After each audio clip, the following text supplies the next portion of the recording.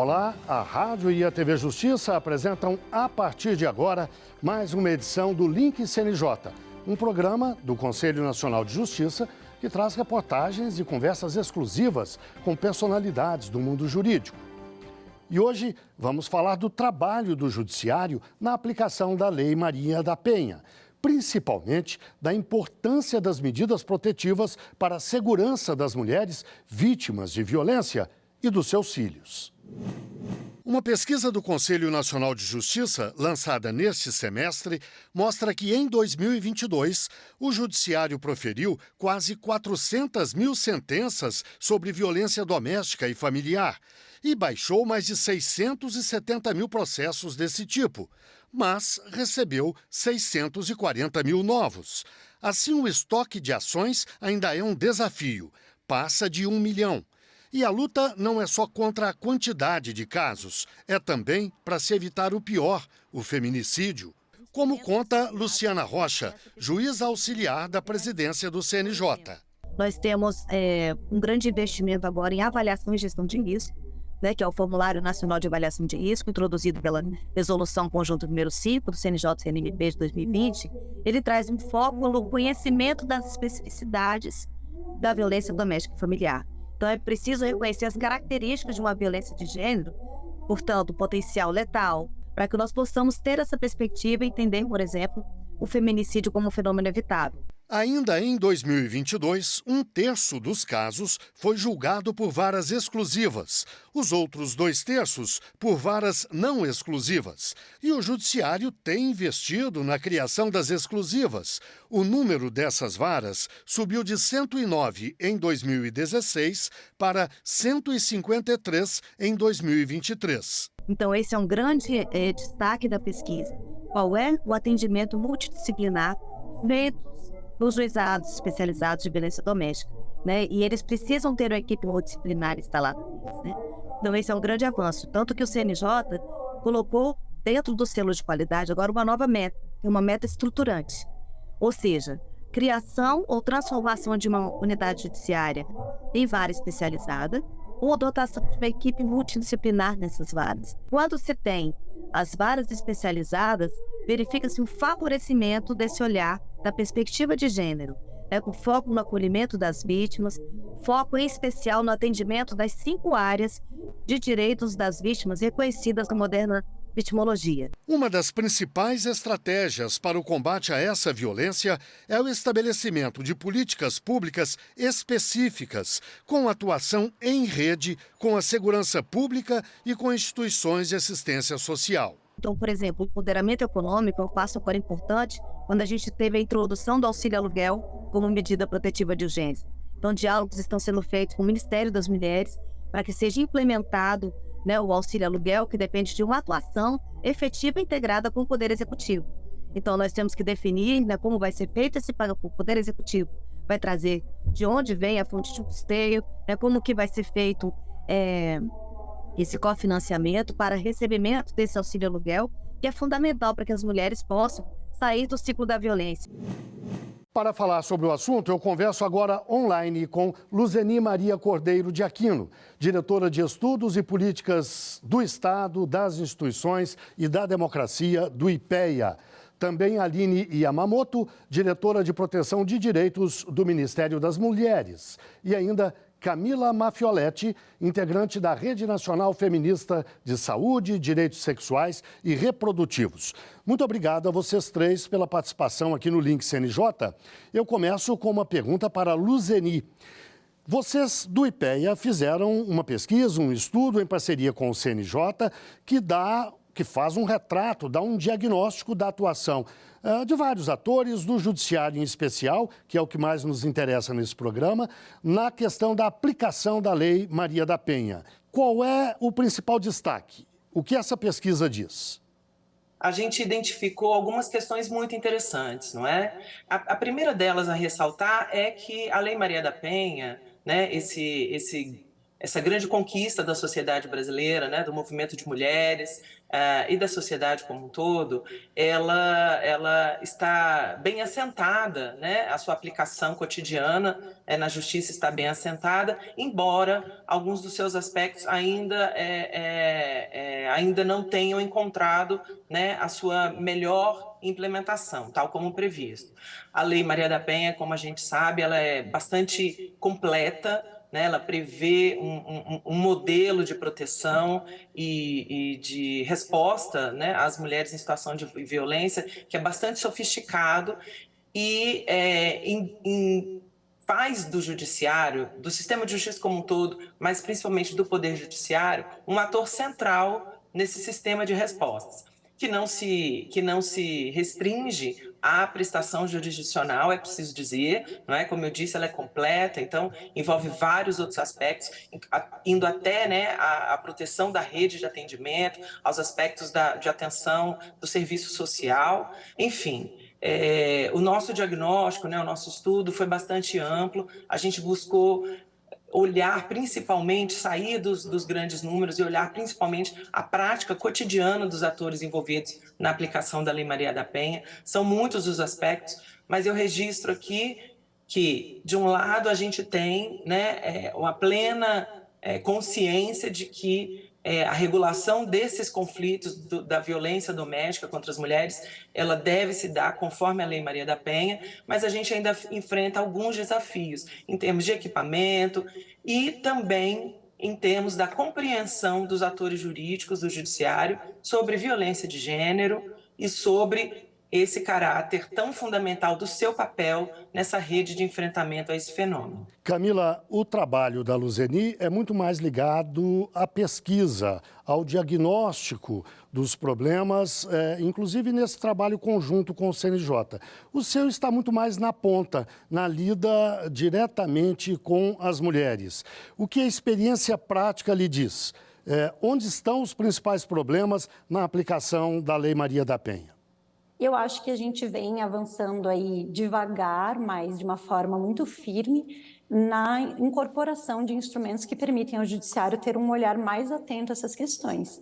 Eu acho que é um resultado de uma luta histórica, mas encontra, né, no judiciário e na sociedade uma cultura que segue reproduzindo determinados padrões, né, de hierarquia entre os gêneros. Então, eu acho que o desafio que a gente enxerga a partir dessa atuação política dos movimentos sociais é um desafio de trazer cada vez mais e fazer com que o judiciário e assim os demais também serviços da rede de atenção, porque o judiciário é uma das pontas desse serviço, consiga enxergar, implementar e ter um olhar sensível às questões de gênero. E quando a gente fala olhar, claro, é mudança de cultura, mas é também assim, investimento em estrutura. Como que a gente consegue avançar em termos de contabilizar, de ter um montante, de enxergar qual o tamanho, dimensionar essa violência e para, dimensionando, poder enfrentá-la de uma forma madura, de uma forma né, assim, com muita responsabilidade. Entendendo qual que é o problema. E a magnitude do problema a gente enxerga a partir da análise de políticas. Então, assim, eu acho que recentemente a gente tem avançado de uma forma bastante importante em relação à incorporação, né, seja a partir da Lei Maria da Penha, mas também de protocolos de enfrentamento ao feminicídio, de protocolo de perspectiva de gênero, que foi inclusive, né, proposto iniciativa do CNJ de 2021, bastante importante, mas que existe o desafio, né? A gente nomeia as questões, nomeia os problemas e depois tem o desafio da implementação das legislações, dos protocolos. Então, acho que é importante a gente reconhecer esse papel que a Lei Maria da Penha e esses mecanismos que foram incorporados recentemente pelo Poder Judiciário trazem, mas também entender as limitações para que a gente possa lidar com elas de uma forma madura e conseguir avançar a partir disso. Eu acho interessante essa composição desse nosso painel, porque acho que vocês três se complementam de certa forma. A Luzeni fala da perspectiva de quem pesquisa, a Camila fala da perspectiva de movimentos sociais, na lida direta com mulheres, e a Aline fala da perspectiva de governo, do Ministério das Mulheres. Atua também na mesma área, mas com essa perspectiva, ele pediria, Aline, que desse a visão do Ministério das Mulheres sobre a questão da aplicação da Lei Maria da Penha pelo Judiciário. A Lei Maria da Penha, ela ainda tem alguns desafios, né, na sua implementação. Uma delas, por exemplo, que é uma questão que nós, por também estarmos muito próximos às demandas das mulheres, entendemos que seria crucial, que era a implementação de um juizado especializado com uma competência ampla, né, civil e penal, porque as demandas das mulheres, a violência impacta a vida das mulheres com efeitos que se espraiam em muitas searas, né? E essa mudança que foi reconhecida pelo Movimento de Mulheres, porque a Lei Maria da Penha ela é um resultado, é fruto dessa experiência desse movimento de mulheres, trouxe essa alteração que até hoje não foi implementada, infelizmente. Então, acho que a Camila fala, né, de estrutura que precisa ser assumida pelo Estado brasileiro, ela é fundamental, porque nós ainda temos menos de 160 varas exclusivas e mesmo essas 160 varas têm uma atuação ainda muito calcada nas demandas de penais, né, e de medidas protetivas de urgência, que essas sim são a principal demanda das mulheres, né? Elas querem um apoio do Estado para simplesmente pararem de sofrer violências. Luzeni, e a sua pesquisa, a pesquisa feita pelo IPEA, se deteve também sobre a atuação dos juízes. Qual é o comportamento? Existe um protocolo para que o juiz lide com essas mulheres? Mas eu vou pedir que você nos responda daqui a pouco, logo depois do intervalo.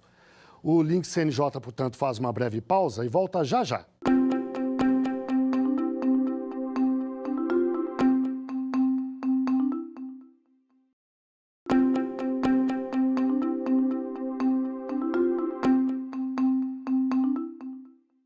O Link CNJ está de volta, transmitido pela rádio e pela TV Justiça.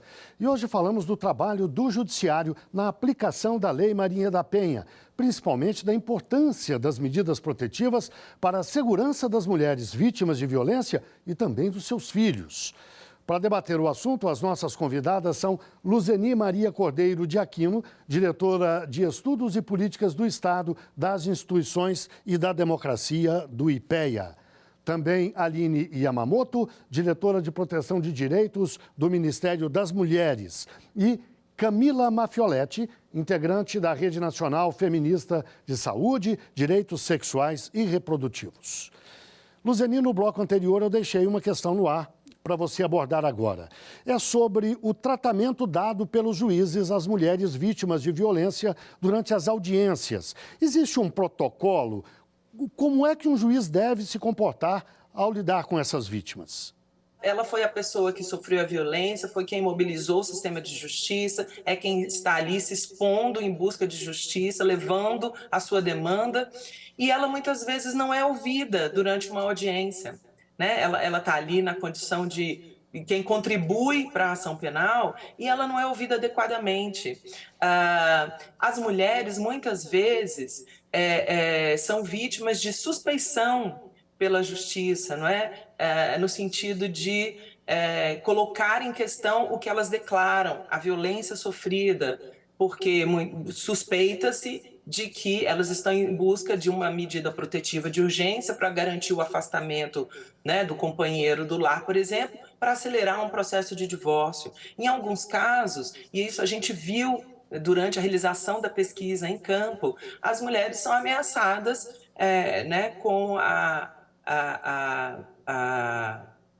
delação caluniosa, não é? Então, isso que e eles dizem às vezes, não é? E isso não é geral, obviamente não é geral, mas isso ainda persiste no sistema de justiça. Dizer às mulheres que elas estão se contradizendo em seu depoimento, que o que elas estão dizendo ali na audiência não é o mesmo que foi dito quando elas registraram o boletim de ocorrência, e a distância de tempo entre essas ocasiões às vezes é de anos. não é? E a mulher, quando registra um boletim de ocorrência, está sob pressão, às vezes, né, ali na delegacia, às vezes ela não fez isso numa delegacia especializada, mas o fato é que ela acaba sendo revitimizada muitas vezes durante as audiências. E não só por ameaça de denunciação caluniosa. São revitimizados quando se pergunta, mas o que aconteceu para que o seu companheiro se comportasse dessa maneira, imputando alguma responsabilidade pela violência sofrida a essas mulheres. Então, de fato, isso não é geral, mas são resquícios que permanecem na maneira como o judiciário entrega justiça a mulheres vítimas de violência. E essa é uma questão que realmente precisa ser debatida, a gente precisa atuar sobre isso, com programas de formação em trabalho, em serviço, abrindo o judiciário para outros saberes, para que outros profissionais atuem como formadores de pessoas que lidam com mulheres em situação de violência e atuem como prestadores de atendimento a mulheres que estão em situação de violência. Fundamentalmente, eu acho que a gente avançou bastante, ainda temos problemas de equipamentos, né? As minhas colegas já falaram, quer dizer, a gente ainda não tem uma rede adequada, abrangente de juizados especializados, o que dirá, né, de juizados híbridos, profissionais de equipes múltiplas em várias unidades, não existem essas equipes e a gente conseguiu encontrar casos em que a equipe está disponível, mas o juiz não encaminha os casos para esses profissionais, numa compreensão absolutamente ultrapassada de que fazer justiça compete exclusivamente ao aplicador do direito. Camila, a Luzeni se referiu à questão do julgamento com perspectiva de gênero. Eu lhe pediria que você nos falasse da importância dele. O que é exatamente o julgamento com perspectiva de gênero? Acho que esse protocolo convoca a um olhar para o gênero, seja em termos de estrutura, então vamos pensar no judiciário, como a gente traz mais estrutura física, material de atenção à violência contra a mulher, porque a gente sabe que se a gente tiver, né, no começo lá, quando a Lei Maria da Penha foi aprovada, a gente não tinha os juizados, a gente não tinha a Patrulha Maria da Penha, a gente não tinha botão do pânico, a gente não tinha equipe multidisciplinar atendendo as mulheres, a gente não tinha mesmo esses protocolos que a gente está hoje falando, né, que são de 2021, muitos anos depois da aprovação da lei. Então, eu acho que a elaboração dessa política é também resultado da gente nomear esse fenômeno, como eu já falei antes, e eu acho que esse protocolo com julgamento de gênero, inclusive, é um protocolo bem importante, recomendo a leitura, porque ele vai falando como que você faz uma investigação com perspectiva de gênero, onde que a gente consegue observar o elemento de gênero, isso desde a investigação em fase policial. Como depois dessa investigação que levou em conta que podem ter relações de poder envolvidas e que fizeram com que essa violência ou com que essa vulnerabilidade da mulher ficasse ainda mais evidente, com que essa mulher ficasse ainda mais fragilizada, como que a gente, enquanto justiça, enquanto Estado, dá uma resposta que seja adequada para ela? Para ela, no caso em concreto, observando a questão de gênero, isso falando desde a investigação policial até a atuação do Ministério Público, dos juízes e juízes, e assim por diante. Como que a gente pensa em implementar um olhar de gênero, observar as relações estruturais e locais de poder ali, né, envolvidas, porque às vezes a gente pressupõe na violência contra a mulher no âmbito doméstico, a gente já tem um pouquinho mais de know-how, já consegue identificar de uma forma mais fácil. Mas existem diversas dinâmicas que nos conclamam a esse olhar de gênero e que a gente, às vezes, não, né, por não ter uma lei correspondente em relação à violência de gênero de uma forma geral, a gente tem um pouco mais de dificuldade de observar. Mas o protocolo pede, observem nas relações, em cada uma da investigação dos casos, observem e tragam esse elemento, porque ele é fator necessário para a observação, para que a gente consiga diminuir um pouco essas diferenças, né, essas hierarquias construídas historicamente, que a gente, quando a gente propõe um protocolo de perspectiva de gênero, a gente busca desconstruir ou diminuir um pouco, né, essas relações de poder que colocam a mulher num patamar inferior. Então, como que a gente faz isso? Olhando na situação pontual e estrutural, quais os fatores de gênero, e aí diria também, né, de gênero, de raça, de classe, que estão envolvidos e que fazem com que essa mulher esteja mais vulnerabilizada em relação ao homem. Aline, esta não é apenas uma questão de gênero, é também uma questão que envolve classe social, raça, cor da pele e outras interseccionalidades. Eu pediria que nos falasse um pouco disso, inclusive porque a grande maioria das mulheres em situação de violência é composta de mulheres negras. Por favor. O Estado brasileiro precisa reconhecer todo o histórico de violência, de discriminação, de desigualdade, uma estrutura desigual de sociedade muito pautada na questão de gênero e raça. Né? Então, essa estrutura de desigualdade se revela quando a gente olha os dados em que a gente vê uma tendência, né, nos últimos anos, seja os dados do Ministério da Saúde, seja os dados da Segurança Pública, de que as mulheres não negras, e aí eu vou dar um exemplo só, em relação à letalidade, né? Elas têm reduzido a sua letalidade em relação à violência, enquanto o de mulheres negras tem aumentado.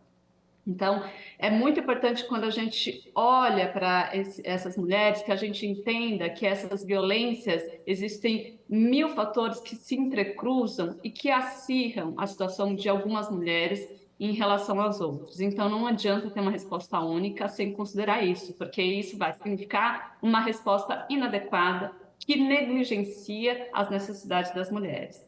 Então, o que muitas pessoas falam, e a gente usa muitos termos para falar de interseccionalidade, de como essas violências realmente se entrecruzam, é simplesmente para chamar atenção a isso. Tem mulheres com deficiência que, por vivenciarem, dependerem de alguns cuidadores, estão absolutamente vulneráveis a determinadas formas de violência que não são sequer visibilizadas.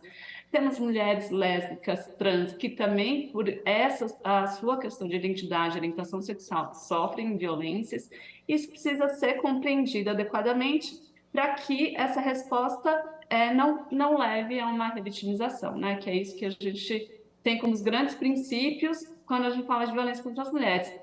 As mulheres são protagonistas, elas têm que estar no centro da resposta que qualquer serviço público vai dar em relação a isso. Elas precisam ser ouvidas, a elas precisa ser dada informação e poder de decisão.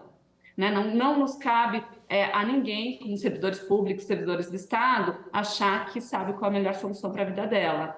Cabe ao serviço público e ao judiciário dar o apoio necessário que as mulheres necessitam naquele momento que ela chega. E se ela vai chegar 1, 2, 3, 10 vezes, bater na porta da justiça, a justiça vai ter que estar com a porta completamente aberta, escancarada, para atendê-la adequadamente. Bem, chegamos ao fim da nossa entrevista de hoje. Eu agradeço muito a participação de Luzeni Maria Cordeiro de Aquino, diretora de Estudos e Políticas do Estado, das Instituições e da Democracia, do IPEA, de Aline Yamamoto, diretora de Proteção de Direitos do Ministério das Mulheres, e de Camila Mafioletti, integrante da Rede Nacional Feminista de Saúde, Direitos Sexuais e Reprodutivos.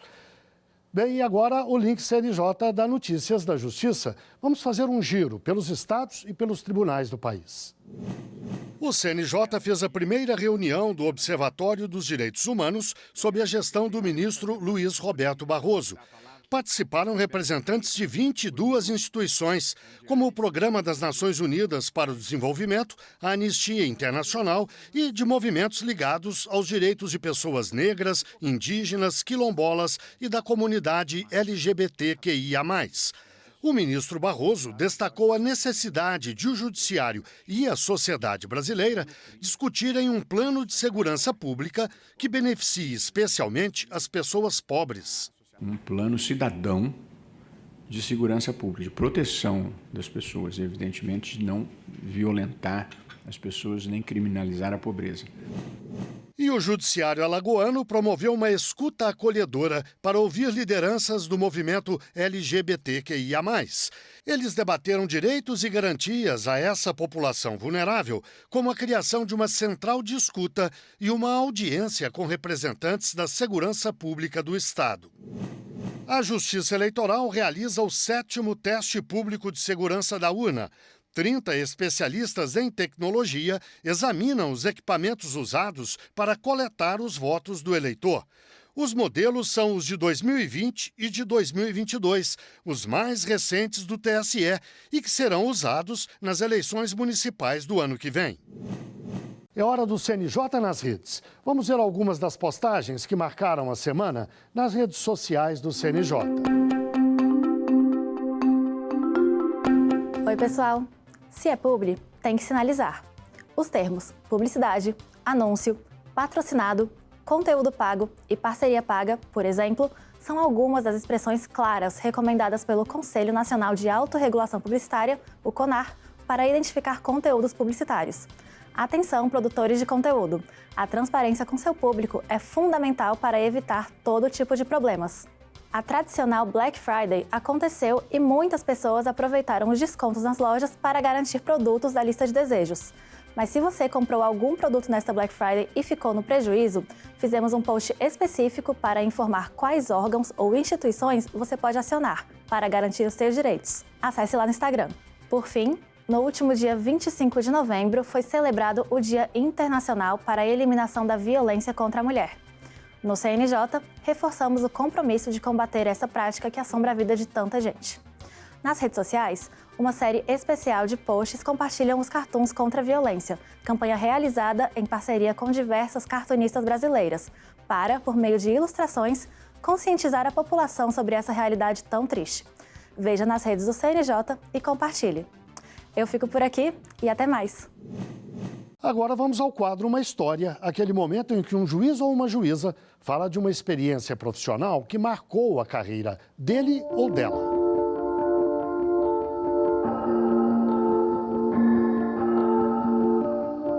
Olá, meu nome é André Mara dos Santos, eu sou juíza titulada da primeira vara de violência doméstica e familiar contra a mulher na comarca de Salvador.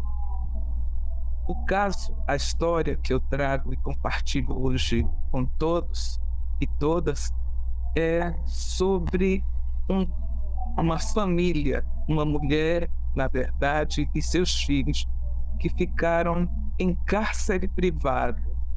Essa mulher sofreu estupro, sofreu cárcere privado, sofreu a denúncia, inclusive, foi por ameaça. Esse caso me marcou aqui na primeira vara de violência doméstica familiar contra a mulher, porque ele reuniu, na verdade, já é um caso julgado, já houve recurso, foi confirmada a condenação. Ele reuniu todas as nuances que constituem a violência doméstica em toda a sua trajetória, porque ele passou pelo abuso emocional, era uma relação de 18 anos, com muita agressividade, quer dizer, foi num crescendo. Esse casal tinha 5 filhos, depois que viu o filho de 16 anos interferir para que o marido não a espancasse, ela ficou com medo de que o filho virasse um assassino.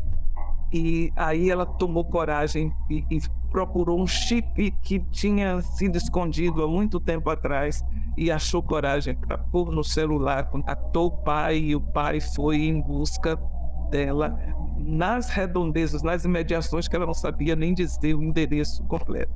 O bom, belo nessa história é que depois desse flagrante, dessa prisão, a mulher foi amparada pela rede de apoio em cumprimento da Lei Maria da Penha, não é? E a gente vê assim na prática isso acontecer. E quando ela veio para ser ouvida, ela estava assim numa outra fase, quer dizer assim, olha, ela foi à escola dos filhos, a escola não conhecia, tomaram por susto porque não sabiam da existência dela, mas não sabiam nada a respeito dela. E conseguimos a transferência dos filhos, tudo como a lei garante, para que ela fosse para um lugar fora do alcance dele, mas com os filhos estudando. Ela já estava trabalhando no dia em que foi ouvida e parecia fortalecida por todos os amparos recebidos, inclusive o apoio familiar, para permanecer livre daquela relação abusiva, violenta, a qual ela foi submetida. Bem, chegamos ao fim de mais um Link CNJ. Muito obrigado a você que esteve com a gente até agora na rádio e na TV Justiça. Até a próxima semana.